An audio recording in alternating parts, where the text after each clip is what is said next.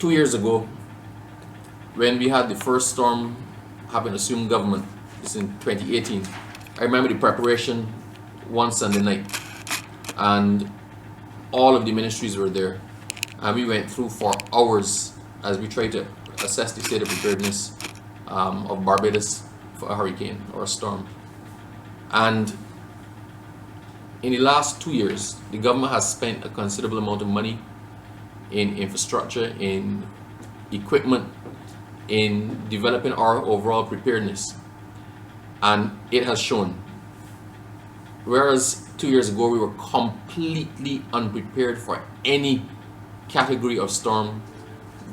For example, the Water Authority had no generation capacity. Ministry of Transport and Work had no significant equipment with which to clear roads. Everything was in a mess. The meeting today was a lot more productive. Most of the things that we need to have in place have been in place. I'm going to run down a list to give you some idea of the things that we consider. It was an entirely different environment. With respect to Public Works is one of the major ministries that plays a part in this. With respect to drainage, over the last 2 years, over $10 million has been injected into Public Works for purchasing equipment. There are about 50 water courses, major water courses in Barbados. 49 of them have been cleared, and they're in the process of clearing the last one. Transport, we consider things like the logistics, the preposition of vehicles, buses, heavy-duty vehicles, and road clearing equipment, and we do this at various points across Barbados, and that is in train. The arrangements have been made for the transportation of vulnerable persons to shelters or medical facilities. The Barbados Water Authority, historically, this is a baby of mine. With respect to Barbados Water Authority, whereas 2 years ago we had no generation capacity, we now have 14 emergency generators installed, 8 pre-ordered generators to be used at the pumping stations. The wastewater division and the sewage division have full generation capacity. All 104 community tanks are to be filled prior to the storm, prior to the impact of the storm, and they're to be locked. They will be unlocked as the need arises after the storm. The reason that is done is that we decide whether or not to move the community tanks to prevent damage to them based on the category of storm. So for category 3 or above, you would dismantle and move the tanks because they could become dangerous there. But for less than a category 3, you fill the tanks and lock them and depend on the weight to maintain the integrity of the tank and to keep it in place.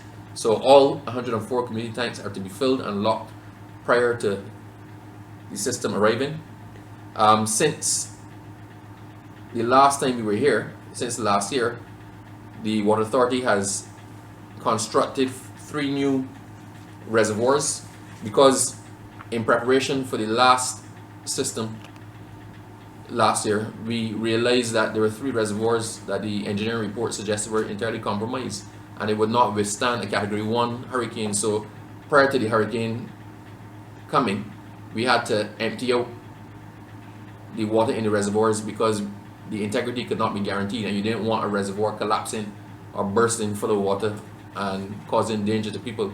So I'm happy to report that we have since that time had the construction of 3 brand new reservoirs which would increase the water storage capacity of the Barbados Water Authority. The Barbados Light and Power has done a strategic placement of response vehicles throughout the country, and the tree trimming is still in progress. The Barbados Light and Power remains available to answer or respond to reports until such time as the country is shut down. So if you have trees overhanging power lines, there is still time to make reports to the Barbados Light and Power and have them address those. All of the category 1 shelters are in place and operational. The Queen Elizabeth Hospital has moved from 4 hours of water reserve to 4 days of water reserve.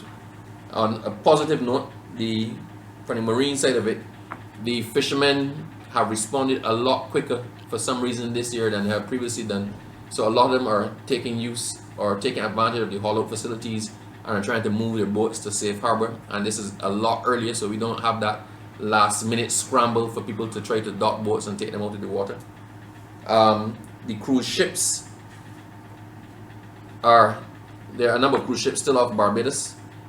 Based on the trajectory of the storm, it is impossible to berth all of the cruise ships, so they will head north out of the range of the storm, and they will return to Barbados when it's clear to do so, probably 48 hours after the passage of it.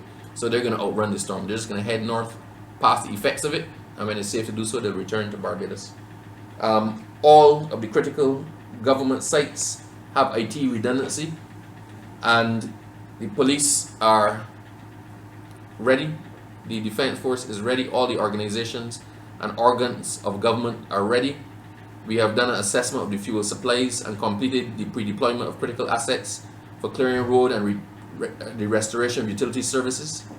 This has been clearly mapped out, and all of the plans for food distribution, securing of water supplies to communities or institutions, hauling out watercraft, use of network drones to assess damages after the system, all of this has been put in place. As I said, this is a completely different picture this year from last year.